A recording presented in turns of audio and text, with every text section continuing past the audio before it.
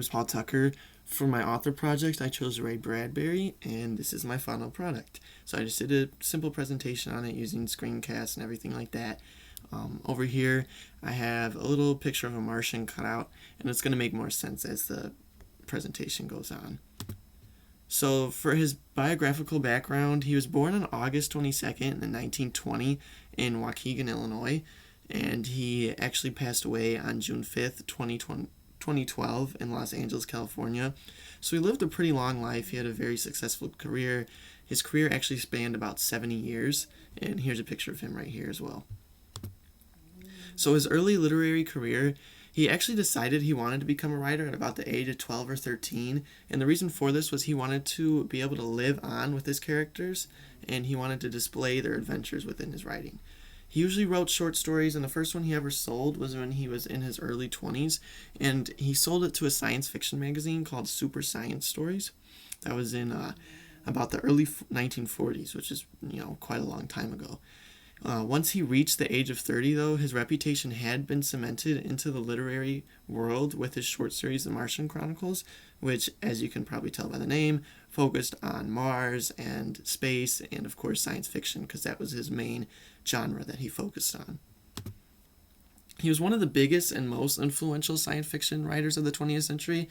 Now, there were some that were pretty high up there as well, but there's no way you could focus on the science fiction genre of the 20th century without mentioning Ray Bradbury because of how influential he was.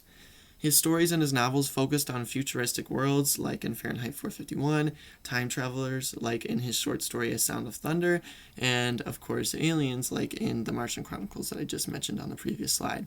His writing actually combined multiple different genres as well, and although he was pretty influential, of course, in the science fiction genre and world, he didn't like to really define himself as a science fiction writer because of the different devices that he used and borrowed from various classics, and he even said that some of Shakespeare's writings inspired his own.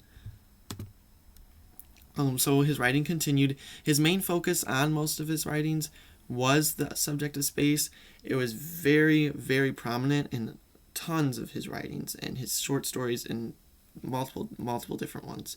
He saw space as an important concern, and when he included it within his stories, he tended to show the darker sides of it. So he showed the evil aspects, he showed death and destruction everywhere throughout all of them. His legacy, his works, although he never technically won a Pulitzer Prize for his works, in the year 2007 he received a Pulitzer citation for his distinguished, prolific, and deeply influential career as an unmatched author of science fiction and fantasy, which just goes to show how incredible his writing was and how influential it was as well. His works are considered a staple in American literature classes, and they're taught in middle schools and high schools nationwide. And I know even in mine, when I was in high school, we learned about him as well. And, of course, the one that we read is his most famous, which is on the next slide, which is Fahrenheit 451. So this is his most famous work, and just like I said before, is commonly taught in schools all across the United States. Fahrenheit 451, it focuses on a futuristic world in which books are illegal and firefighters don't put out fires. They actually start them when they burn the illegal books that people are hiding within their houses.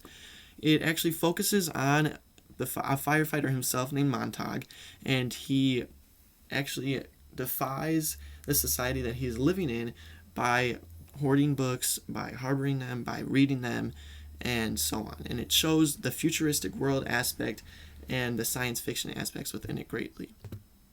And these are just my references. I had 2 pages of them.